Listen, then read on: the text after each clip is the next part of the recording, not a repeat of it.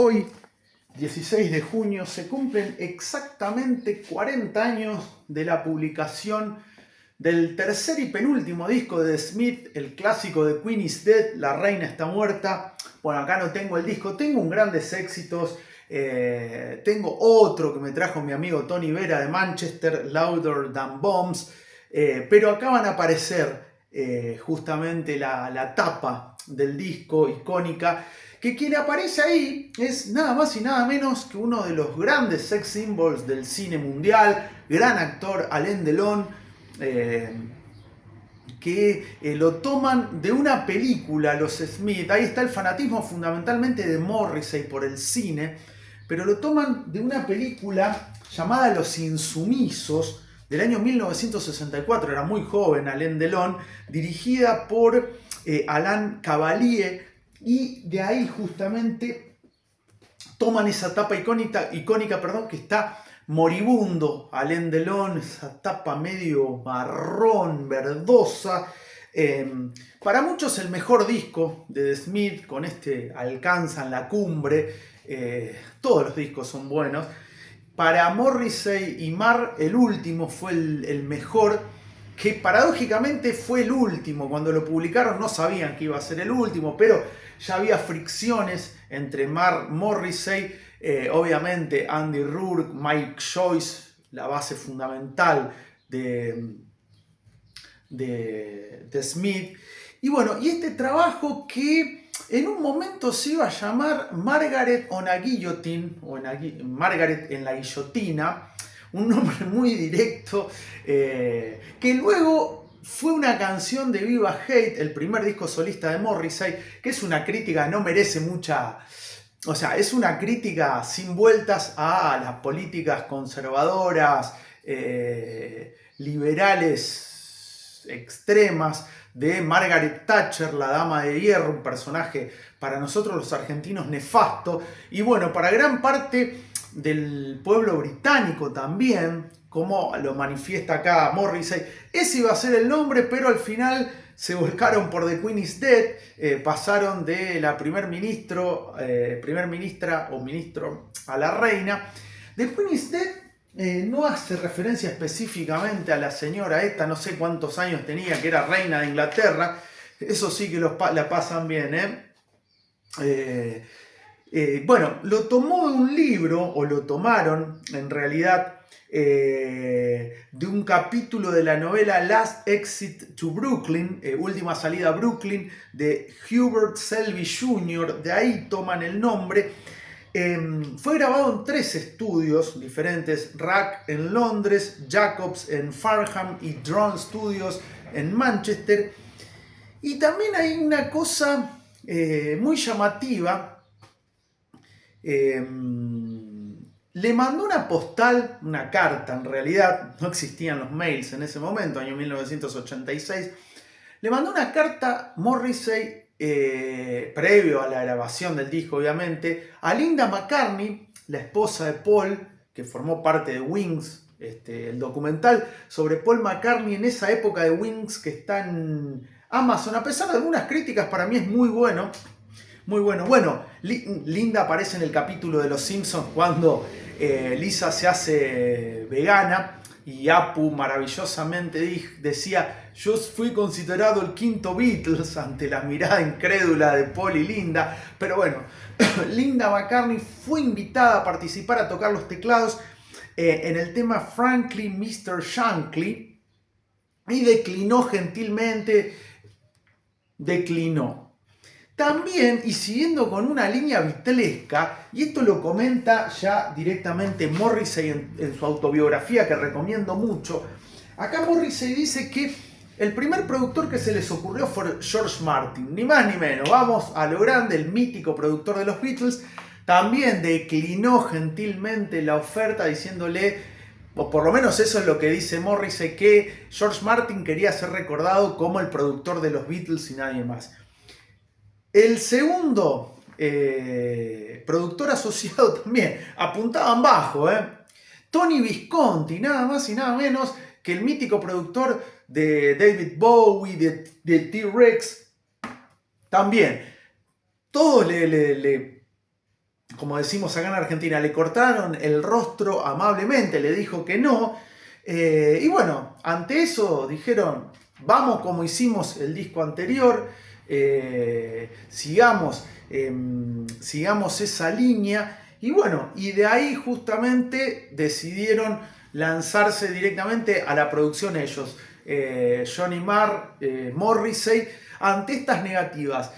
Estas dos últimas, como decía, la de George Martin y la de Tony Visconti, los productores, están acá en este libro, o sea, lo dice Morrissey, es su autobiografía, así que yo le creo.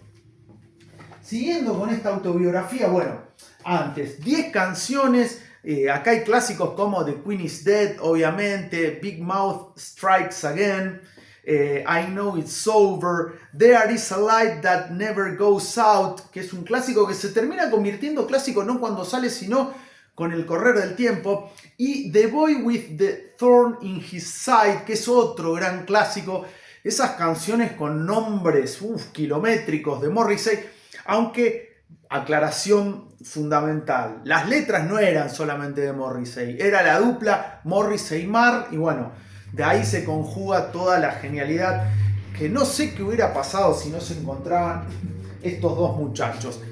Volviendo a la biografía de Morrissey, muy buena, como siempre digo, está traducida al español y hay términos que a nosotros, por ejemplo en Argentina, nos suenan raros.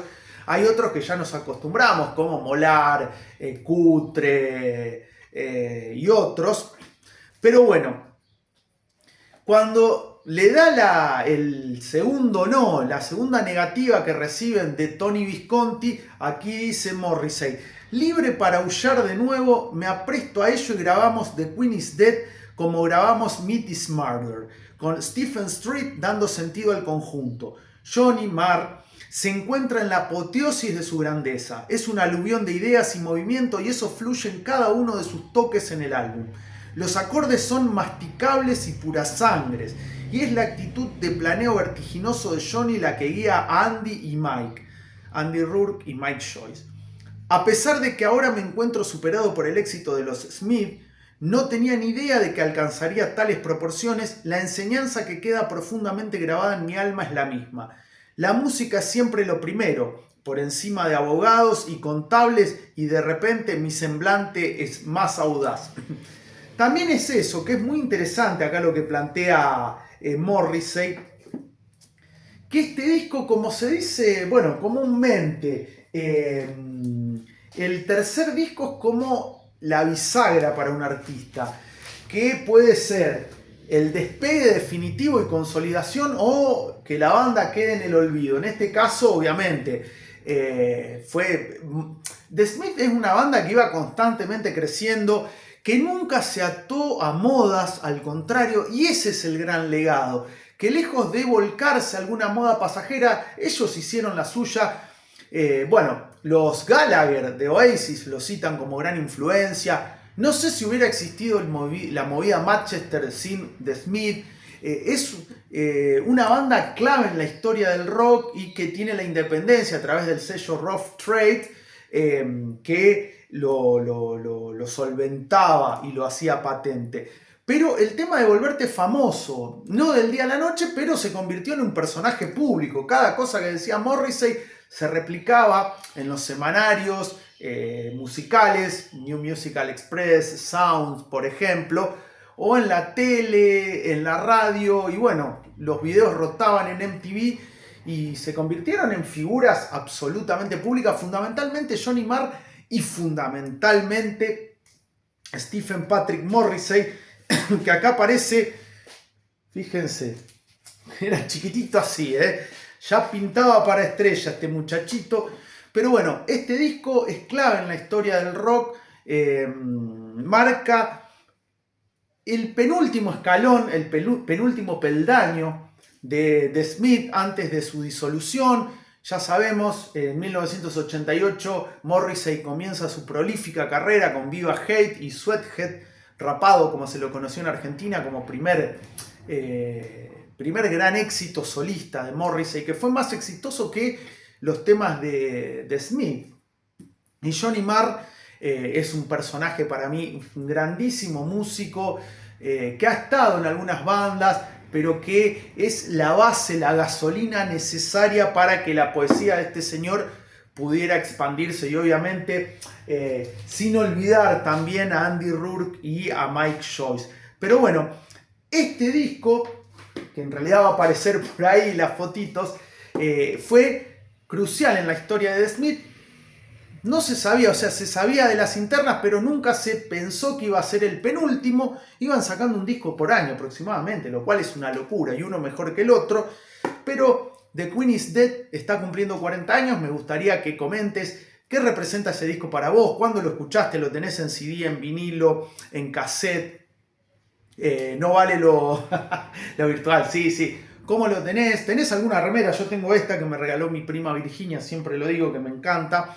Pero bueno, comentario, me gusta, y ya que estás, te suscribís al canal, que es gratuito, ya se sabe, no cuesta nada, y ayudás muchísimo para que esto siga progresando. Es un canal por y para melómanos, es así de sencillo. Pero ¿sabías que hace 40 años, un día como hoy, un 16 de junio de 1986, se publicaba el tercer disco de los gloriosos The Smiths, The Queen is Dead? ¿Lo sabías?